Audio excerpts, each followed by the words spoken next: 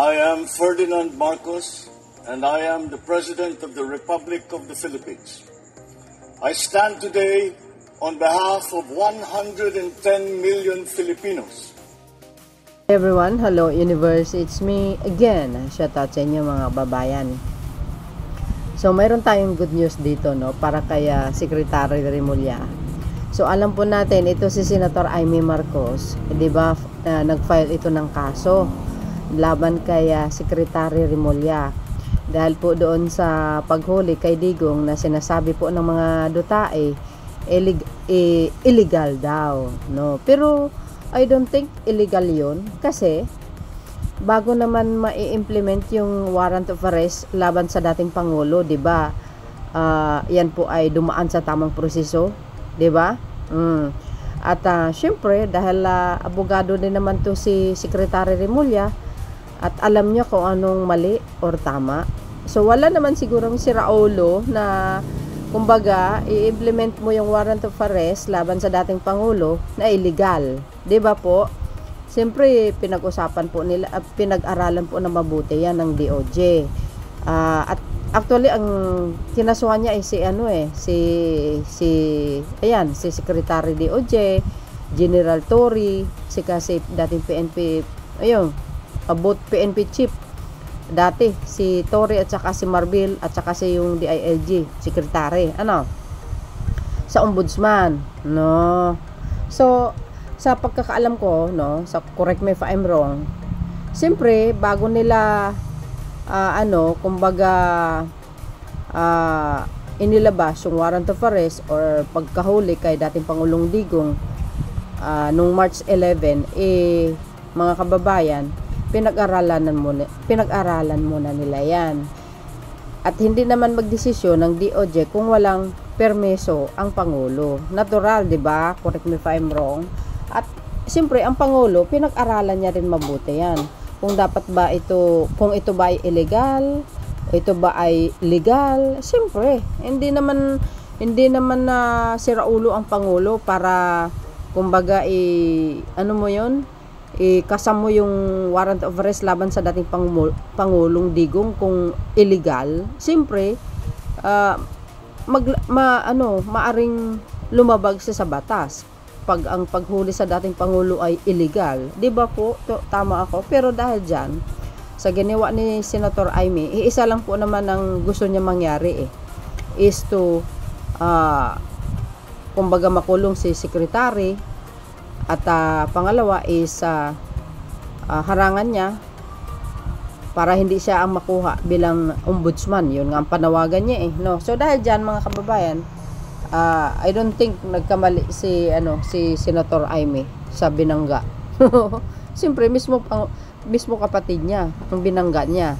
Yung mga sekretary ni PBBM yan siyempre kumbaga gumagalaw sila naaayon po kung ano po ang nakasaad sa batas.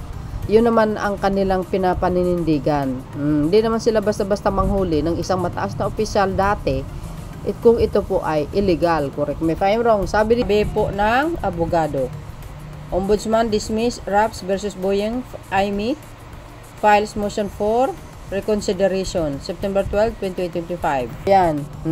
Di ba? Dinismiss po ng ombudsman. Pero dahil dinismiss po ng ombudsman,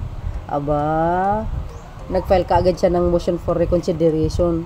Siraulo din talaga ito Isa lang po ang nito gusto nito mangyari na talagang harangan ang si Secretary Remulla para hindi siya magiging ombudsman. Ay nako, ewan ko ba dito kay Amy Consummation. Tuloy. Sabi dito, Graf Provers have reportedly dismissed the charge filed by Senator Amy Marcos against Justice Secretary Jesus Crispin Remulla in connection with the arrest and transfer of former President Rodrigo Duterte to The Hague. Alam po natin lahat yan, mga bes. Kanya lang, the dismissal, however, was without prejudice in illegal context. A dismissal without prejudice means the case can be refiled. Yun. 'Di ba? pwede siya mag-refile laban kay secretary. Kaya nga yung ginawa niya nag-motion for reconsideration kaagad Uy, nako. Isa lang po ang intention ni Senator Amy, kundi yung harangan talaga si Secretary Remulla. Dahil ayaw niya talaga maging ombudsman. Di ba? Di alam po natin ito.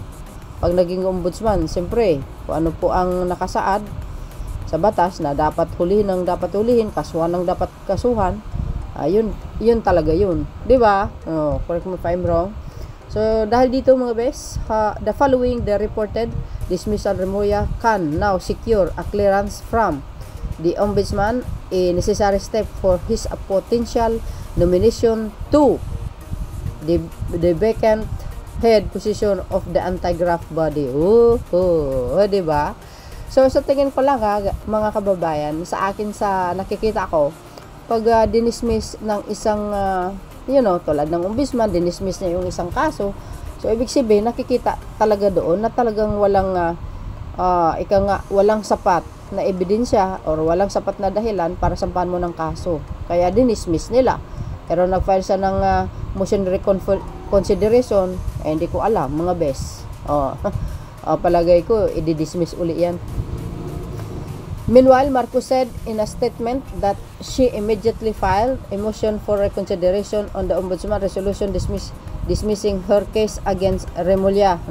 Sabi ko nga, hindi lang si Secretary Boyeng, kundi si dalawang dating PNP chief, Torre at saka Marbil, at saka DILG. Yun ang alam ko yata, Today, I filed my motion for reconsideration of the joint resolution of the Office of the Ombudsman dismissing the cases against Secretary Boyeng Remulla. I filed my motion for reconsideration within the day the decision was rendered. It was clearly filed on time. Ayan, nagkanda aligaga siya para nag-file ng motion for reconsideration.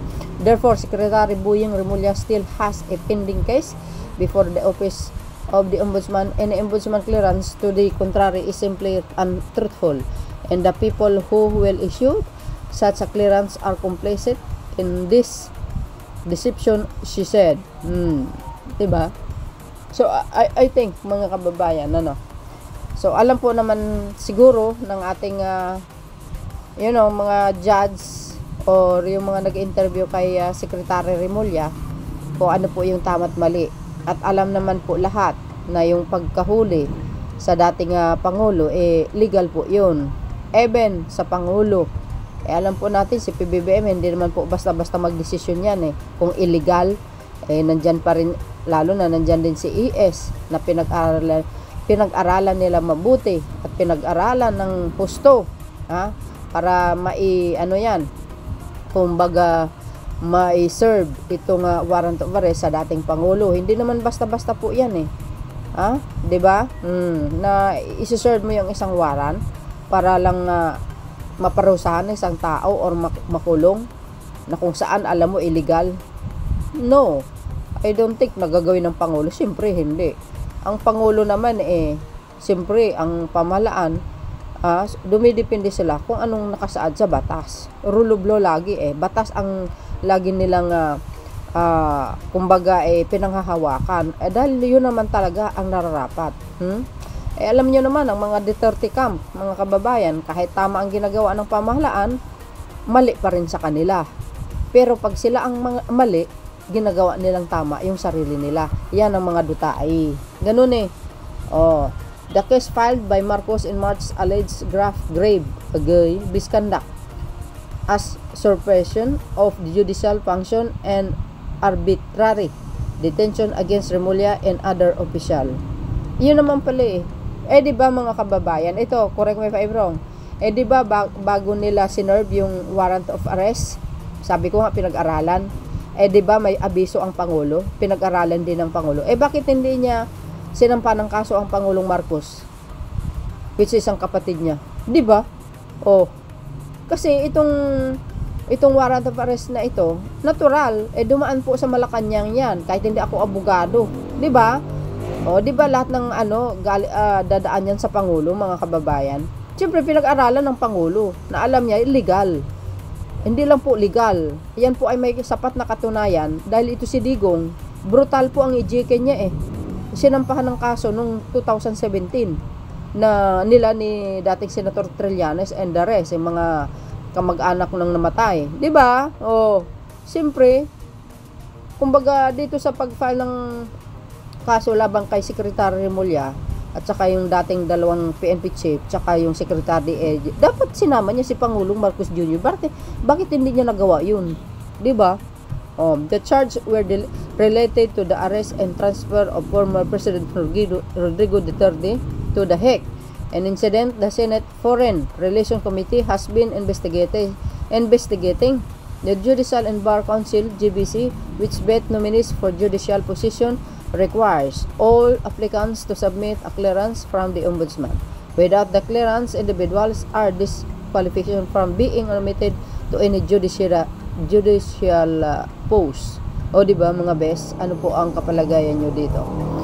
So, sabi po kasi doon sa abogado na napanood ko, marami akong napapanood guys, hindi tayo abogado, pero nakikinig po tayo kung ano po yung mga sinasabi ng mga expert na abogado. 'Di ba sabi po doon, yung hindi naman daw illegal ang pagkahuli kay Digong. Well, sa mga DDS na abogado, iba yung pananaw. Sabi nila illegal. Sabi po guys, sa napanood ko, kung hindi sana nag-withdraw ito si dating Pangulong Digong sa ICC, there's a possible na dumaan muna sa paglilitis dito sa mataas na hukuman sa Pilipinas bago siya ipadala doon sa dahig.